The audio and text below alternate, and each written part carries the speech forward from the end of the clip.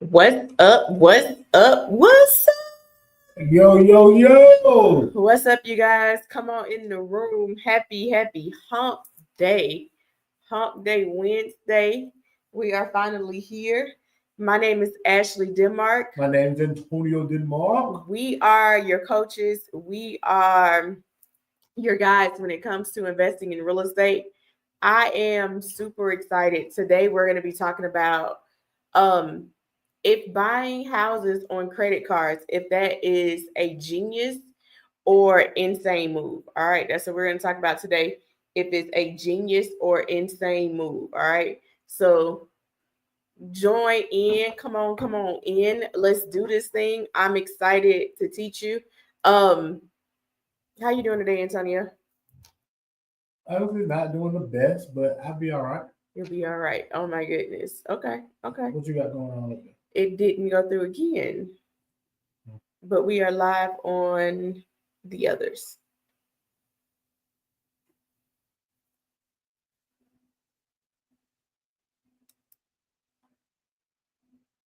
All right, join in. As we share it in the group for now. As we are joining in, type in the chat and tell me who's on right now. Let me know exactly who is on, and I want to know who's on right now. All right. So type in the chat, drop your name. Type in the chat and drop your name. At the end, we are going to preview. So stay to the end. We're going to preview our credit card calculator so you can see how to calculate those interest payments. And we can talk about how you can get access to the credit card calculator. What's up, Judson? Judson, I just wrote you. You dropped me back. Really? It's important, man. I got to take care of it. Really? I got to take care of it. I'm sorry. Really? I'm sorry. I got to take care of it. All right. Judson, write him back. All right. Let's jump. You want to say anything, Tanya, before we go in? Can we run the AI video before we go on? The AI video? You don't got that. The video. All right. If you guys have not signed up for the AI Wealth Building Summit, make sure you sign up for the AI Wealth Building Summit. We are literally going to be talking about how two worlds collide when it comes to real estate investing in AI. We're going to be talking about the tools that we use when it comes to investing in real estate and AI, our top tools, and how you can literally use AI to expedite your real estate investing. All right. Go ahead, Antonio. How you can expedite it so that you are doing things a lot faster, so that you are dotting your I's, crossing your T's to really take it to the next level. All right. It is a free event. The first 2 days are free. The third day is the VIP day. If you can't make one of those first 2 days, I highly recommend you getting the VIP. It comes with some other bonuses also, so that you can have the replays to go back and watch these things. A lot of times when you're watching it live, you see it, but you don't understand it. And you need to go back and watch it a few times to really process it. So, man, get that VIP so you can get the replay. Let's get it. Let's get it. All right. She's still trying to do some stuff on this back end. No, don't tell them that. The truth is the truth. If you have not signed up, go to www.thedenmarks.us. Get your tickets before we run out of space. It's a virtual event, but we have a max on how many attendees we can have. And I feel like we are really close to it. I meant to ask you that earlier. We are very, very close to it. Very, very close to it. All right. I am pressing all kinds of buttons. Wrong buttons. So today you're going to learn how much does the money cost, all right? You're going to learn how to think like a bank, and you're going to learn what types of credit cards we like to use, all right? Tanya, you're not going to explain them? Well, no, we were going to talk about it. Okay, I see you different today. You on your Antonio, Not your Antonio, Ashley. I don't think we. Okay, well, let's go. When we say how much does the money cost, we are talking about, is it smart to use it when it comes to interest rates? Like, how do you calculate what that interest rate is to make an informed decision to know, is this too much or am I a fool for not using it? All right. One of the things I like to always talk about is, my friend Sean used to say this a lot. He said, you got to reverse engineer the deals. Okay. And what he mean by reverse engineer the deals is start with the end in mind. Mm-hmm. And when you're looking at deals, stop looking at how much the money costs. You want to start looking at how much can I make. Once you start looking at how much can I make, and then you start doing the math from there, it don't matter how much the money costs. It's all about how much are you going to make. All right. So yes, you want to get the cheapest money possible, but at the same time, you don't want to let the cost of the money stop you from making money. Absolutely.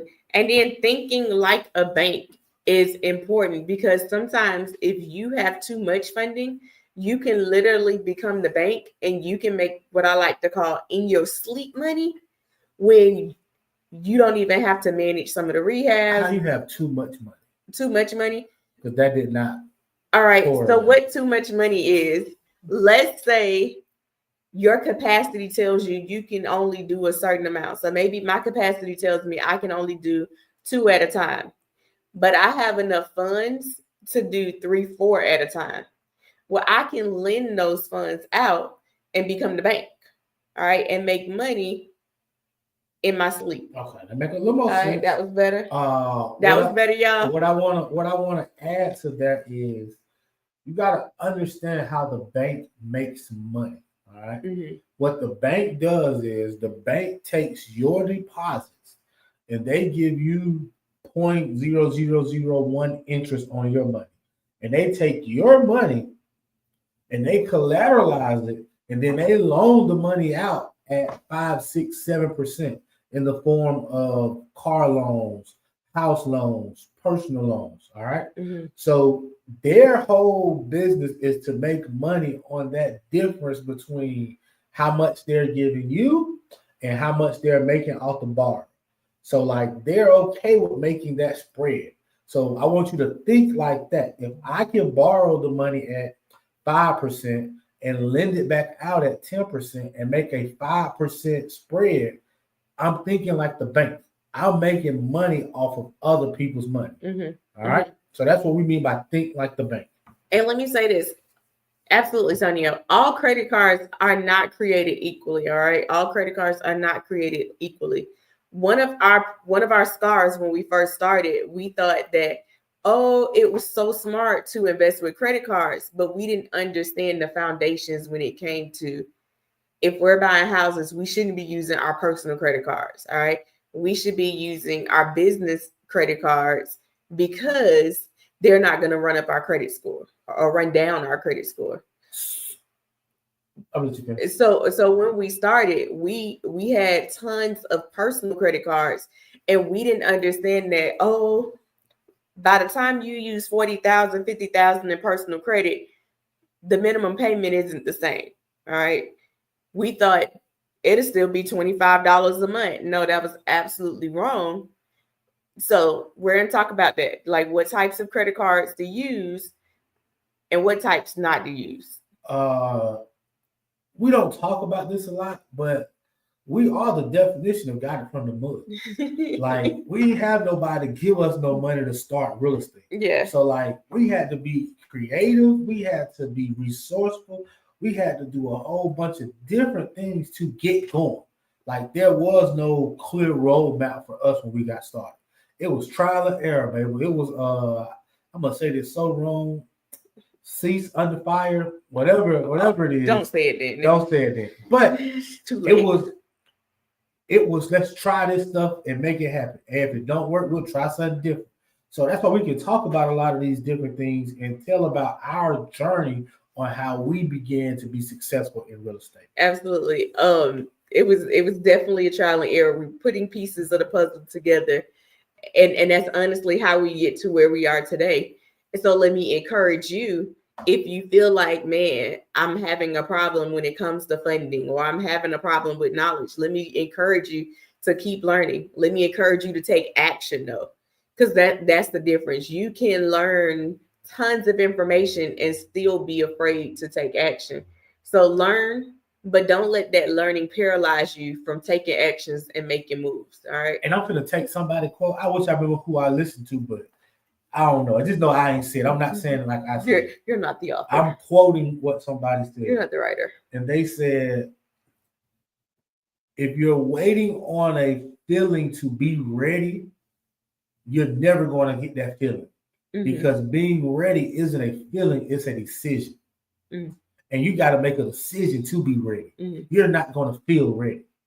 Absolutely. And it's not going to always map out the way you envision in your head. You're going to have some bumps, some hurdles to climb, but just know that all of those things can be jumped, can be fixed, and can be accomplished. All right. All right. So in the chat real quick, you guys tell me, do you think that buying real estate with credit cards is a smart hack or a financial trap? Put it in the chat. Is it a smart hack or financial trap? Let me know real quick. I want to know where we are. I want to know your thoughts before we even start, before we even learn. That would have been a really, really good question before you started. Well, I was trying to get there, but you went back. Okay. What do you guys think? Okay, I see smart. I see trap. Okay. I see some more smarts. Okay. Okay. Okay. Some of our students cheating. Somebody just did it. That's why it's a smart hack. Come on, smart hack. I see you. I see you. All right, let's talk about it. I see you. Okay. Okay. So you answer the question? No, I want to ask them again in a minute if it is. When we do a case study, I want them to tell me. I'm not going to tell you. I want you to tell me by the end of this training if you still feel like it's a smart hack or a financial trap. Sorry. I see it depends on the type of credit card, interest rates. Okay, we're going to talk about that. Ooh. All right. So I don't agree with that. Okay, tell them, Danielle. Go. So go back to the slide. I don't want to go back. You can ask the question again. Go. I think you got to give them your opinion before you start talking about. Give them your opinion. Buying real estate with credit cards, is it a hack or a financial trap? Honestly, it can be both, y'all. If you want to be truly honest with you. If you are not buying real estate right with the credit cards, it can be a trap. If you don't have the right knowledge to go along with these credit cards, it can be a trap. If you're not managing your rehabs and managing your budgets or taking too long to finish a project, then it can be a trap. It can also be a smart hack if you are in and out and you are doing deals without using any of your own money. Then it becomes your ROI, your return on your investment. Let me not give an acronym, becomes infinite because you can structure deals without using any of your own money, or you can lend deals to others and make in your sleep money without ever having to use your money to begin with. There's way more positives that comes from using your credit cards and using the right credit cards than there are negatives.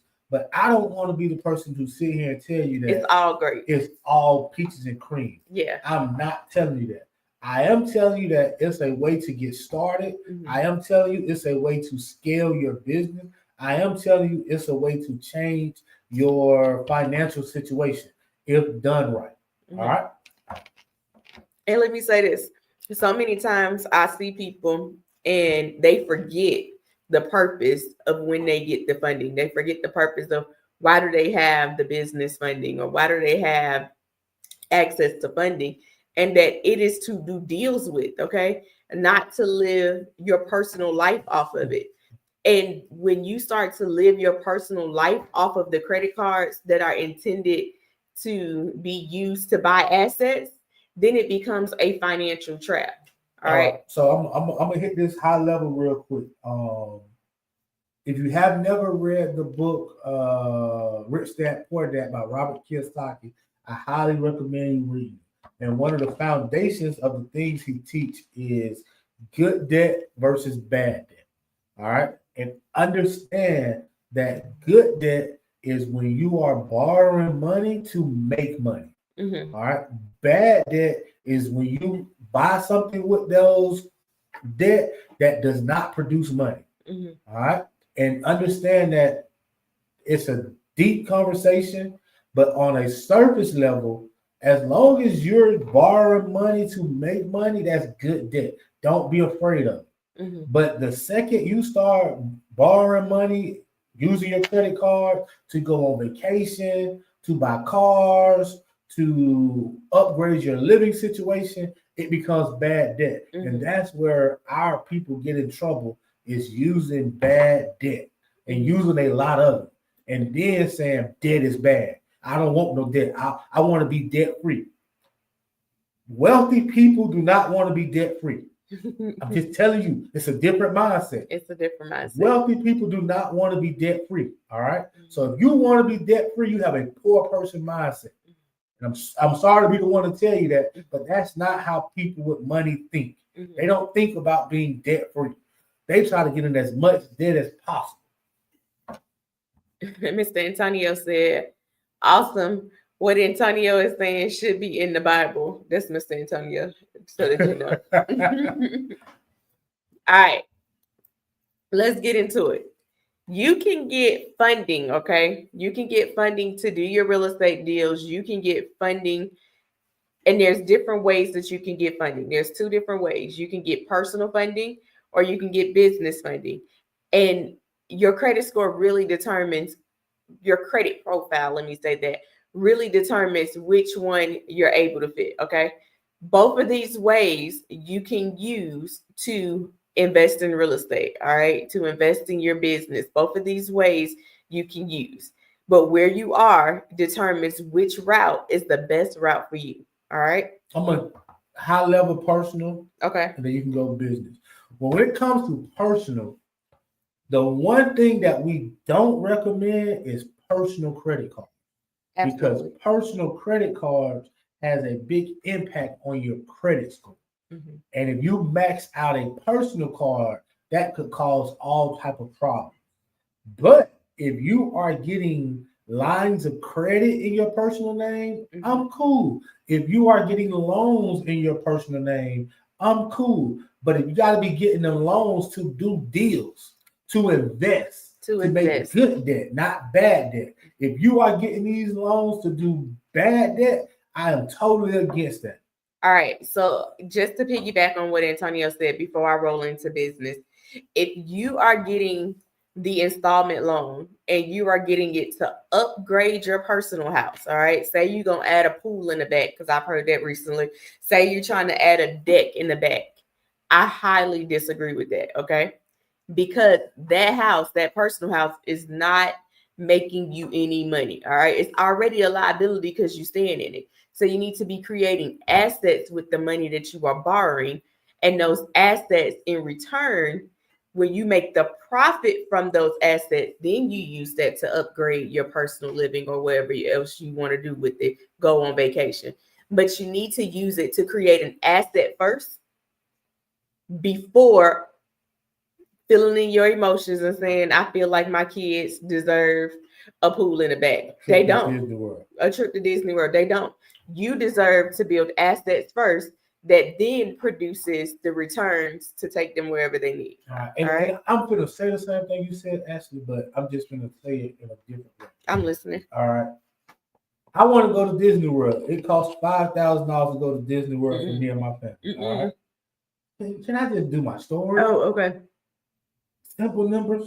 Okay. Right? So if it costs me $5,000 to go to Disney World, I'm not gonna put that $5,000 on my car, on my personal car, or my business card. I'm not gonna get a loan for that $5,000. What I'm gonna do is I'm gonna go borrow a lump sum of money, and I'm gonna go do a flip. I'm gonna go get a rental property. I'm gonna go do some type of investment that's going to make me the $5,000 I need. Now, once I make the $5,000 profit, now I can go on that trip, and it's not bad debt. It's not debt at all. It's not dead at all. Absolutely. All right. Y'all got that? Give me a I got it in the chat if you got it. Give me a I got it in the chat if you got it. And I'll roll on into business. All right. All right. Okay. Got it. Okay. All right. So when it comes to business funding, all right, you want to make sure that your score is a 680 or higher. It is important not to have any collections, any derogatories, all right? No late payments, no missed payments, none of that, all right? You really want a pretty profile. The more primary accounts that you have, the better your results are going to be, all right? What do I mean by primary accounts? Primary accounts are accounts that you are the sole owner of. You're not an authorized user. You're not the co-signer. You are the sole owner of it. All right. The more you have, the better.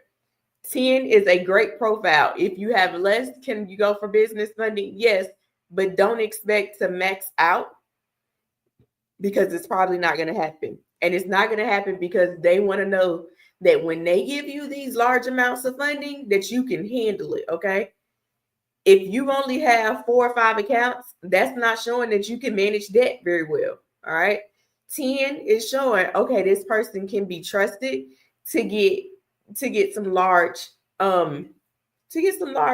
99% of the time, banks like to give money to people who look like they don't need money. Mm-hmm. Now, I had one situation recently. That's why I say 99% of the time, to where they did not give this young lady any money because they said she had too much debt. She had too much open debt. Mm-hmm. Like, that was the first time I ever heard that. Mm-hmm. So how I say 99% of the time, they like to give money to people who on paper look like they don't need the money. If you look like you need money, the chances of them giving you money are very slim. They also don't want to know that you're shopping around for debt, all right? Because that is the first thing, that is the first way to get your lines, to get your credit cards, to get your funding cut off, is if they see that you are literally shopping around with other lenders trying to get debt. Because at that point, they feel like you need the money. And again, if they feel like you need the money, they don't feel like you should have the money if you need it, all right? And I know it doesn't make sense because I wouldn't be asking for it if I didn't need it. But you got to make sure your profile is structured to look as if you don't need it, all right? Utilization needs to be under 20%. All right. Yes, it is good to keep your credit cards under 30%, but when you are going for funding, you need your profile to stand out a little bit more. All right. So bringing your utilization down is highly important, and making sure that on your primary accounts, you have at least 2 personal credit cards with a minimum limit of $5K. All right. If you got $10K, $20K, that's even better. But a $1,000 minimum credit card is not going to do much. A $3,000 minimum credit card is not going to do much either. And I'm saying this because I don't want you to get excited thinking I'm about to max out on funding and I only got 6 accounts. I got 4 inquiries on each bureau. I'm at about 19% utilization, and my personal credit cards, my max is $3,000.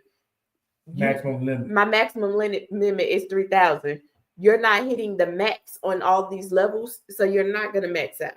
All right. The one thing I want you to understand is that when it comes to business funding, even any bank, they like to match what you have or give you more. Like, nobody wants to be the first one to give you a $50,000 credit card. They want to see that you can manage a $25,000, $30,000 credit card. Mm-hmm. So you got to keep that in mind. Nobody wants to be that first person. They want to see you manage it, and it slowly moves up over time. Absolutely. Before you go, when it comes to business funding, I do want you to understand that there's 2 ways to build business funding. Absolutely. All right. Okay. One way to build business funding is through your tier 1, tier 2, and tier 3 accounts.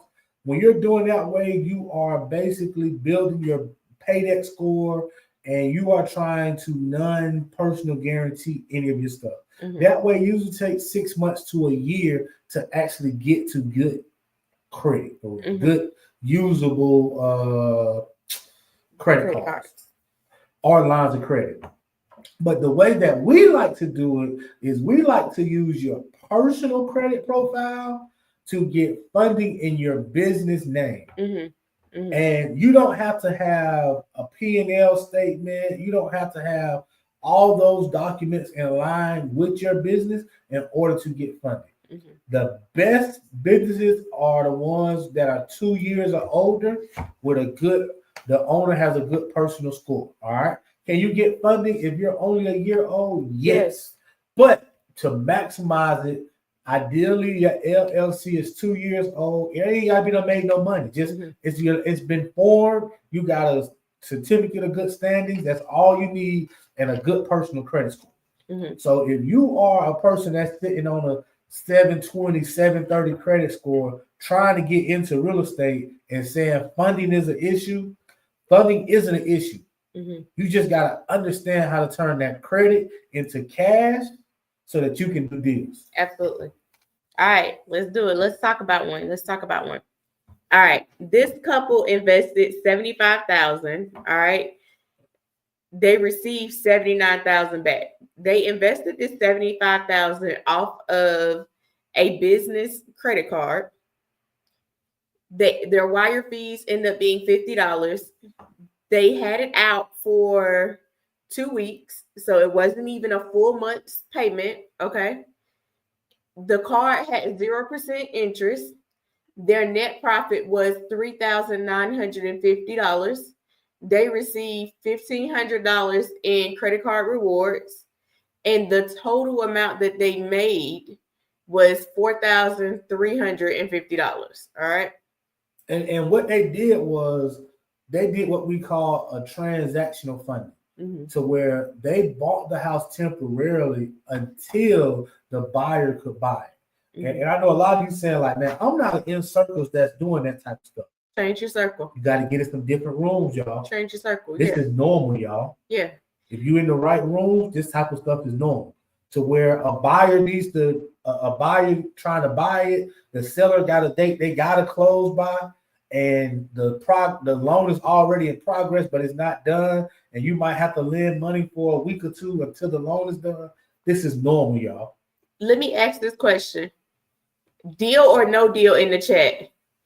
You use your business funding, you use your business credit card to invest $75,000, and in total profit, you make $4,350. Is that a deal or no deal? Put it in the chat. And I want to see it. Make sure you put it in the chat. Deal or no deal?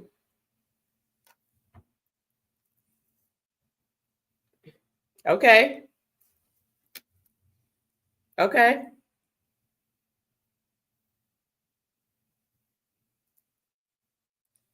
Yep. We'll say deal all day. Like a lot of times to make $4,000, some people go to work a couple months to make that. She made it in 2 weeks. In 2 weeks. Didn't clock in, didn't do no work for it. She just wired the money and received the money back. Right. So look, that's what I like to call in your sleep money. All right. The way that couple did it, let me say these results aren't typical. All right. These results aren't typical, but these are happening all day around you when you don't even know. And because of you're not exposed to it, your perspective change. And right? You're not in the right circles. You're not in the right rooms where these type of things are being talked about. So let me ask this question, since I see all y'all put deal, deal, deal. If this couple had to have it for 30 days, all right, and they got a payment, let's see how much would their credit card payment be. I'm going to share my screen. Let's see. All right, I am going to share my screen.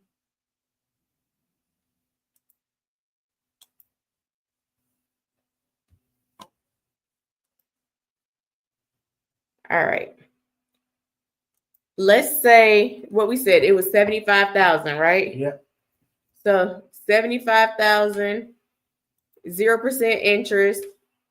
Let's say they had a monthly payment of $750. All right. So if they borrowed $75,000 at 0% interest, their monthly payments would be $750. Is that a deal? And y'all type in the chat. Is that a deal if it was 4,000? Right, yep. If If it was 4,350 minus $750, what does that give us? Let's start there. $4,350 minus $750. How much money is that? $3,600. That's $3,600. So if it took them 30 days and they made $3,600, is that still a deal? Or is that not a deal? So I'm gonna invest $75,000 from my business card. Not my money. Not my cash. Not my cash. To the bank. Right. I'm gonna get back $3,600 between my points and my actual profit in 30 days. That's my net profit of $3,600. Mm-hmm. Is that deal or no deal? Sound like a deal to me. Not you. Okay. I see my deals. Okay.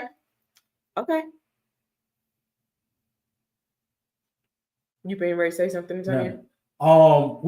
If you want access to the calculator, so this is, and we'll talk about it just a little bit. Pull it back up. So one of the things that we're going to be talking about on the AI Summit is the software that Ashley has built. And this is one of the things that's in the software. It's a credit card calculator to where you can take your credit card, plug your balance and your interest in, and it'll tell you how much your payment will be. So you can know how much you have to charge the next person. So if you want this, make sure you come to the AI Summit to get a copy of this credit card calculator. All right, I'm gonna put that little tickler down there so that way you can have it. But just go to www.thedenmarks.us, click on AI Summit, and grab your tickets. All right. Okay, so I can pull. Let me say this real quick though. Okay. Based on the way you did it, it was a 0% interest card, so I'm gonna still get my full balance. You still gonna get your full balance? My full 4,000 because I'm just gonna not pay as much to the card back. Well, I think that's a great point, Tonya, because all of this payment goes directly to the principal. Absolutely. Still a deal. Okay.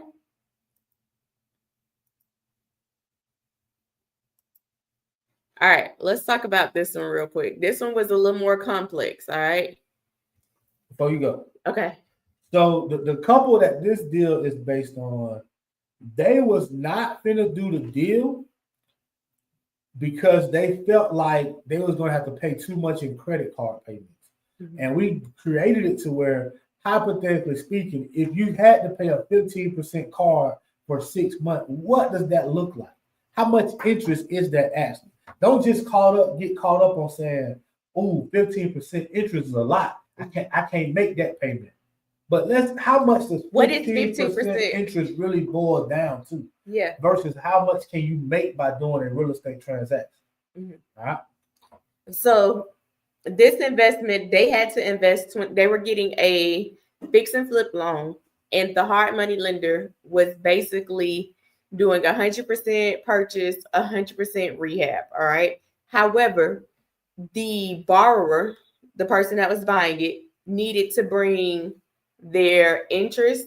They needed to bring their points and interest to the closing table, along with insurance and closing costs to the closing table. But they also needed enough money in their account to start up their rehab, because although the hard money lender was funding 100% of the rehab, it was being reimbursed to them based off of what was completed. All right. So they needed this money to be able to start the loan. All right. To be able to buy the house. Let's say that. The investment was $20,000. Off the business card. One card had 6 months, 0% interest. which made their payments $206 a month. It's the same car. It was just an example at 0% or 15%. So on this right here, we just gonna say it was 15%. All right. That was the total payments on the cars on the 20,000. Purchase price was 105. Rehab was 40. 6 months of interest on the hard money lender was $9,000. They took 11,000 to the closing table. Now we used that 9,000 a couple ways. All right, we used that 9,000 to make the interest payment. We used that 9,000 to start the loan. All right, there was some fees in getting the money off the car, $600. All right. What I want you to see is how much profit they're potentially making on this deal when they sell it. The agent commission on it was $11,500. We estimate closing costs to be about $5,000. The ARV, which is the after repair value, was $230,000. Credit card, if it was 15%, would have been $1,545. Yeah. All right, they would have made $46,000 on the deal, but because they was afraid to pay 15% interest, they was not about to do the deal. Yeah, they said my interest on my cards are too high, and we just can't see ourselves doing this deal because the interest is no longer at 0%; it's at 15%.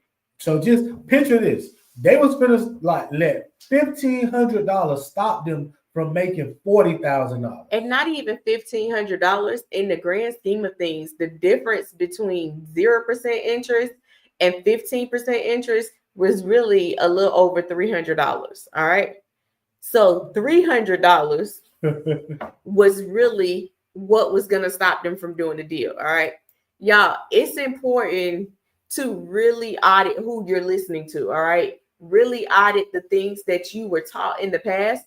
And ask yourself, like, is this really, I'm like wondering what that noise was. Is this really facts, or is this fear that somebody else may have put on me that I may have been taught? Like, how do I reverse engineer this to understand exactly what it is? $300 literally could stop you from making $46,000 is insane. All right.